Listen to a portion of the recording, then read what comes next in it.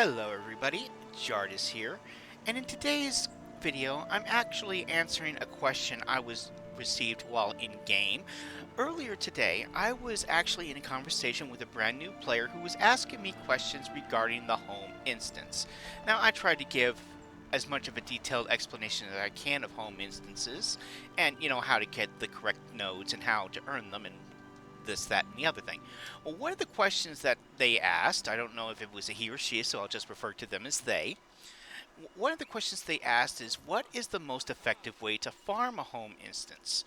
Now, the reason why I'm doing this video is because I've actually seen a lot of people in chats as well as forums say that the Dreamer's Terrace, which is the home instance for the Grove, which is the Sylvari area, seems to be one of the more confusing places in order to harvest home instances. A lot of people tend to go to Divinity's Reach or Radanovis. Anyway, or Radasum, I'm sorry, not Radanovis, I take that back, Radasum. And yes, I can agree that Radasum and Divinity's Reach are somewhat more easier to navigate versus a place like Dreamer's Terrace here, which is in the Grove. But I'm here to show you my method of how I farm this, and it's actually a lot easier, especially after you've had some practice. So I'm going to show you what I do, and hopefully this will help clear up some confusion regarding farming a home instance here in the Grove, okay? So after you walk in, I generally start here at the trees. Now the reason is what we're going to do is after we harvest the trees is that we're actually going to go in an outer circle and then we're going to come back in kind of like a figure 8 motion, in which case will get us almost every node in nearly one pass.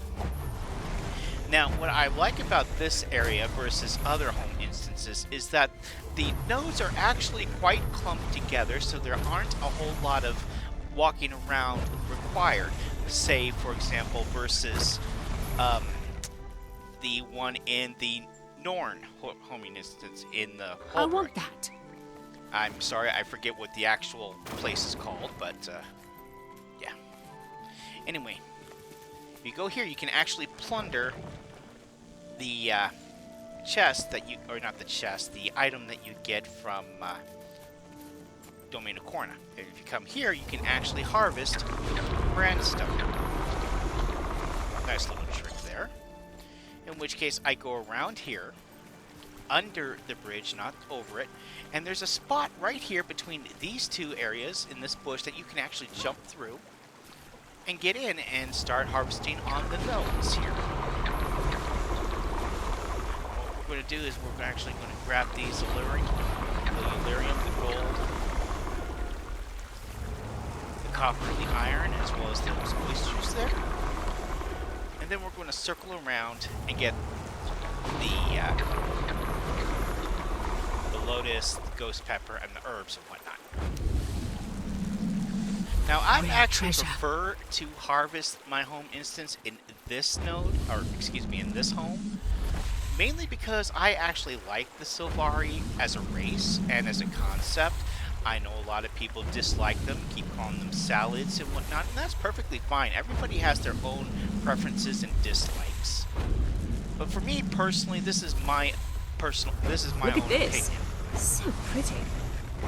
But you can enjoy whichever race you choose, whichever home instance you choose. I know I'm rambling right now, mainly because there's not much else for me to do, because I'm almost on autopilot right now with harvesting these nodes here, and showing you how I go about harvesting this home. And hopefully, by following along, it will be a lot less confusing for you to navigate. I understand that it is a bit of a labyrinth, especially with all those pathways going up and down. But again, as I stated earlier, it will be easier with some practice. Now we're going to go over here to this jade fragment. Rare treasure. Then we're going to cut across, we're going to hit the baubles. Now after this, we're going to hit those Mistonians. And then we're going to go circle around and get all of the other notes around here and go through this lake. Which, by the way, side note, you can actually fish in this lake if you chose to. However, in my experience, it's probably not that greatest because I tend to get junk items. I don't know if that's the same case for all of you.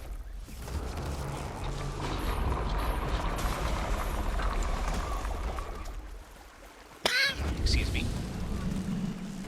But if ever there's a daily in which you need to farm like 5 or 6 fish, and you want to do it in a place in which you don't have to be constantly assaulted, this would probably be my choice. Although, again, this is just my opinion. Okay, after we get the bloodstone, we're going after the crystals. Rare treasure. Then after that, we circle around, and now we go back to the dragon node, or excuse me, the dragon crystal node, following the mist board. Now the brandstone would have been there, but we've already gotten it, so we don't need to worry about it. So we'll just hit the petrified stump here. Rare treasure. And then we, I do apologize for this, bash the dragon, bash the dragon. I'm sorry. Dragon Bash happens to be one of my favorite festivals. Then we go here, we grab the sprocket generator, and then if we go between the quartz crystal and the king-size candy node, we can get both. Well, we can interact between the two without having to move too much.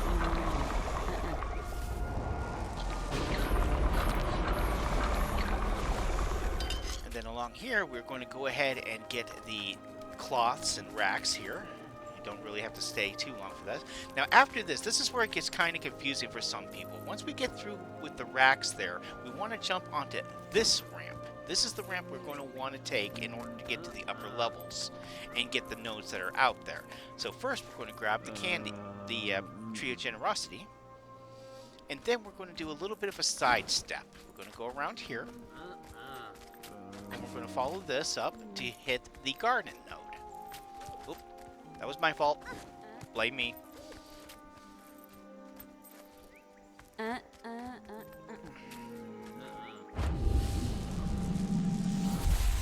for those of you who don't know, you can farm a variety of different plants here in your garden node, but I prefer these particular ones because I use a lot of cooking, and I tend to use my cooking items in order to get research nodes.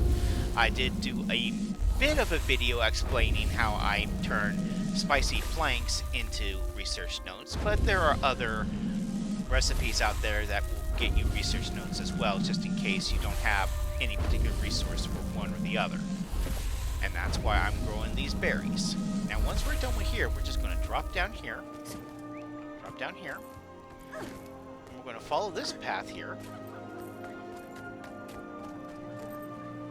and we're going to get the 3 chests over here, and this will conclude our run through the home instance. Not too difficult, but like I said, it can be a little confusing at times, but once you've done it a few times, it becomes quite easy to understand. Anyway, I hope you enjoy. Feel free to share this information with anybody else who's interested in farming their Grove home instance in a relatively short time. And I hope to see you again in the next video. Until then, happy gaming!